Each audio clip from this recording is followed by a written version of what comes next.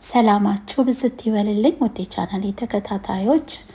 ራዕይ ምዕራፍ 9 ቁጥር 13 ላይ ካለው ከእግዚአብሔር ቃል እንደ ግጥም አነብላችኋለሁኝ። ተከታተሉኝ። ርዕሱ ኢየሱስ ክርስቶስ በድንገት ይመጣል አሜን ማራናታ የሚል ነውና ጀምረዋለሁኝ።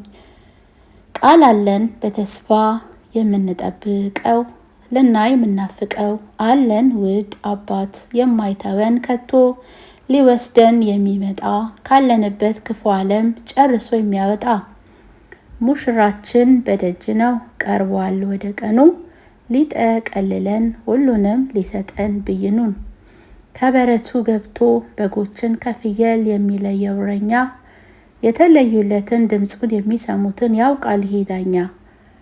በጠባቧ መንገድ ፈተና በበዛው በሜዳው መንገድ ላይ ሕይወት በሚሰጠው ቢከብድ ቢያዳግትም ጨክኖ ለሄደው መጨረሻው ጣፋጭ ነፍስን የሚባርክ ነው። የዘላለም ሕይወት የሚያኖር ከእግዚአብሔር ጋር መደሰት መቦረቅ ከእርሱ ከጌታ ጋር ለሰው በሚራራ በሽታ ረሃብ አይገኝ ጭራሽ ሐዘን መከራ ከድል ነሺዎች ጋር በአንድነት ሀገር በአንድ ርስት መሸለም አክሊልን የእምነት ሩጫን ካጠናቀቅን ታድለናል ለሰርጉ ስንዘጋጅ የማይጠይቅ እውቀት ወይም ደግሞ ሀብትን ባለማዊ ጥበብ አይቻልም ጭራሽ ሊታደሙበት በጽድቅ በቅድስና በፈቃዱ ኖሮ እንደሚፈልገው በዚህች አላቂ ቀን በፍጻሜ ዓለም በስተመጨረሻው ከኛ የሚጠበቀው ወደ ላይ ያዩ ጌታን መጠበቅ ነው።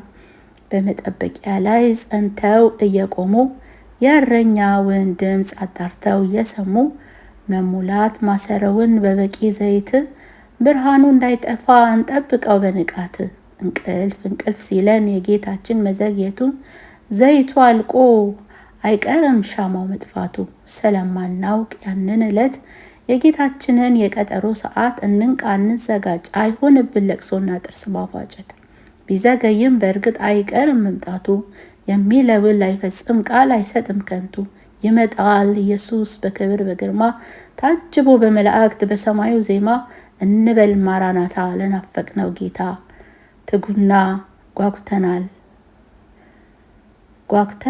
ወደ አንተ እንድንመጣ ጓጉተናል ልጆችህ ወደ አንተ ልንመጣ መነጠቅ ሽተናል ልትወስደን ስትመጣ ባዘጋጀህልን ድንቅ ውብ ቦታ መኖር ናፍቀናል ካንተ ጋር በደስታ አሜን ማራናታ አሜን ማራናታ መነጠቅ ሽተናል ልትወስደን ስትመጣ ባዘጋጀህልን ድንቅ ውብ ቦታ መኖርን ናፍቀናል ካንተ ጋር በደስታ አሜን ማራናታ ጌታ ኢየሱስ ሆይ ቶሎና አሜን ማራናታ ጌታ ኢየሱስ ሆይ ቶሎና።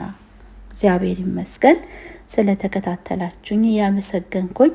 በሌላ ዝግጅት እስከምንገናኝ ድረስ እግዚአብሔር እኛ ነገራችንን ሁሉ ነገራችንን ይጠብቅ እያልኩኝ የዕለቱን ጊዜን አበቃው። ሰላም ሁኑኝ ባይ